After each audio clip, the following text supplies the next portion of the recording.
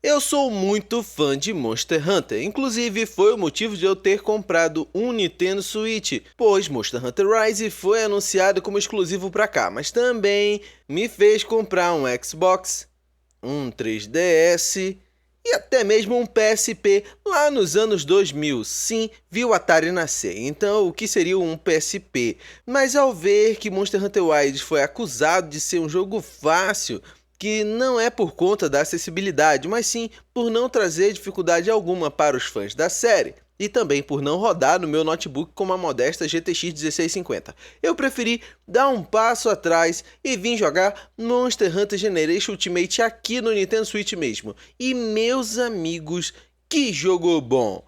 Bom não, acima da expectativa que a minha memória me dava, pois sim, dar um passo para trás com o mapa setorizado, dividido por loads, é chato. Precisar jogar tinta nos monstros para ver eles no mapa é chato também.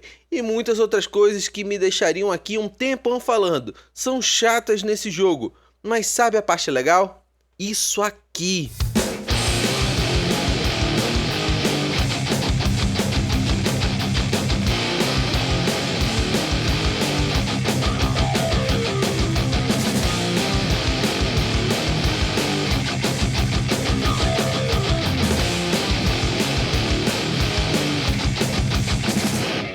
Monster Hunter Generation Ultimate é o último passo em direção à dificuldade que era uma marca registrada da série, então voltar a jogá-lo em 2025 faz todo sentido se você começou a série no World, por exemplo, que é lindo e majestoso, mas que só veio apresentar uma dificuldade real no Alatreon, que tinha uma mecânica de dano elemental bem exigente para a maioria dos jogadores. Ou então, para você que começou Rising, que sim, é também fácil, pegando uma dificuldade na DLC Sunbreak, com o rank mestre, que também não é comparável ao Generation Ultimate, que desde o rank baixo te apresenta dificuldade, já que se jogá-lo certinho, terá que lidar com monstros fracos, com equipamentos fracos também, equiparando a luta e tornando ela equilibrada para o jogador e para o monstro combatido.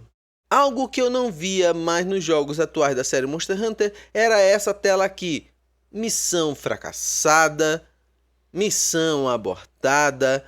Eu reconhecer que não era forte o bastante ou que não vim preparado para tal missão era algo que não conhecia nos jogos atuais da série. Mas aqui é diferente. As limitações técnicas ou restrições que os desenvolvedores da época deixaram no jogo são justos para você ser penalizado se você vier de forma desleixada para a caçada. O gameplay te dá as ferramentas, mas se você não aprender a usá-las, irá ter dificuldades acima do ideal. Mas se for atencioso, jogar num ritmo constante e prestar atenção em tudo que te é oferecido, você irá se dar bem.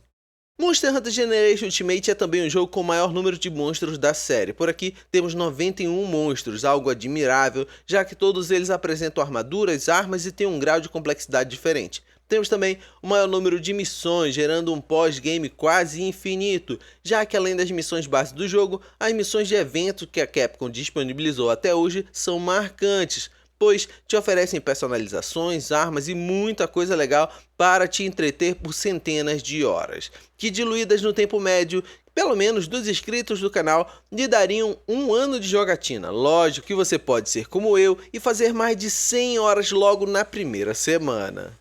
Além de te falar do preço dessa belecinha no Nintendo Switch, que fica na faixa de R$ 42. Sim, uma bagatela, pois se imaginarmos que você jogará umas 200 horas, estamos falando de 21 centavos por hora divertida. Mais economia de satisfação por jogatina eu não conheço. E antes que me pergunte, sim, tem muita gente jogando ainda esse jogo, tem muita sala online por aqui, em diferentes horários. Eu achei jogadores e tive jogatinas cooperativas com jogadores no mesmo rank que o meu e outros, que chegavam com rank altíssimo, já que devem ter centenas de horas acima da minha e chegavam por aqui, somente para enfrentar alguns monstros e ir embora. Monster Hunter Generation Ultimate no Nintendo Switch é uma ótima pedida para quem não quer dar um passo à frente na série, pois prefere desafios constantes, mas também apresenta uma defasagem nas mecânicas, como mapas setorizados com loads, ausência de legendas em português do Brasil e salas online burocráticas, em vez de online integrado e orgânico. Mas sendo bem sincero, eu não me diverti assim há muito tempo. Demorei para fazer essa compra no Switch, pois tive a versão base desse jogo no 3DS, mas agora jogando ele, só te digo, compra. Principalmente se ficou até aqui. Compra, passa uma raiva, supera os desafios e depois volta para me agradecer. Se nunca jogou nada de Monster Hunter e só tem um Switch, compra primeiro o Rise. Ele fica no valor aproximado, aprende a jogar por lá, depois vem pro Generation Ultimate.